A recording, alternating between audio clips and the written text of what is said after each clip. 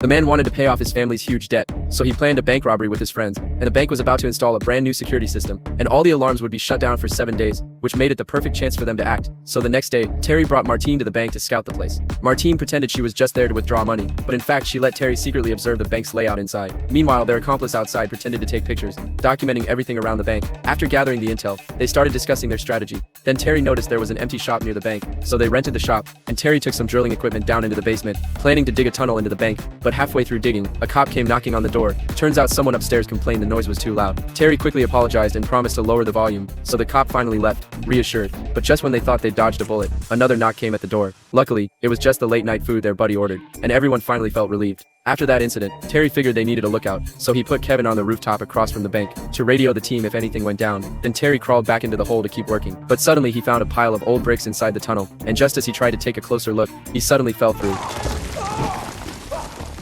Dave panicked and shouted loud, and when Terry woke up, he grabbed the flashlight Dave handed him to look around, and realized he was in some kind of crypt, and it was right under the bank. Terry was instantly thrilled, because this tunnel gave them a shortcut, so Terry immediately started removing the bricks from the crypt, but then he found there was another layer of concrete above. To break through the bank's floor, they decided to use a blowtorch to cut through. Soon they had cut a gap in the bank's floor, but right then, Kevin suddenly spoke over the radio from the roof.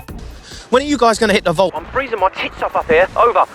And a radio enthusiast happened to hear it. He quickly recorded their radio chatter, and then called the cops. The police wanted to respond right away, but there were way too many banks within the 10-kilometer signal range, so they had no idea which bank it was. So they had no choice but to keep listening in, hoping Terry's crew would slip up and reveal something. Meanwhile, Terry had already broken through the bank's floor, but the torch left the place full of smoke, making it impossible to see the vault clearly. So Terry decided to wait until the smoke cleared before moving on. Later that night, when everyone else was asleep, Martine quietly slipped into the vault through the crypt. Just as she was about to check the safe deposit boxes, she was suddenly interrupted by a voice. Martine nervously explained she couldn't sleep, so she came down to take a look. Seeing that Terry didn't seem suspicious, Martine finally relaxed. The next day, the cops began checking every single bank, but Terry's crew had already cracked open the safe deposit boxes, and there were piles of jewels and cash inside. Everyone was lost in endless joy, not realizing their chatter was being overheard by the cops. Then Martine suddenly pulled a box from one of the safes, but just as she was about to open it, Terry stopped her. Then Terry opened it himself, and found something shocking inside, so to keep everyone focused, he put the documents away for now. By this time, the police had already reached their bank, and Kevin quickly radioed Terry from the rooftop. Terry instantly got nervous after hearing that, but when the cops went inside,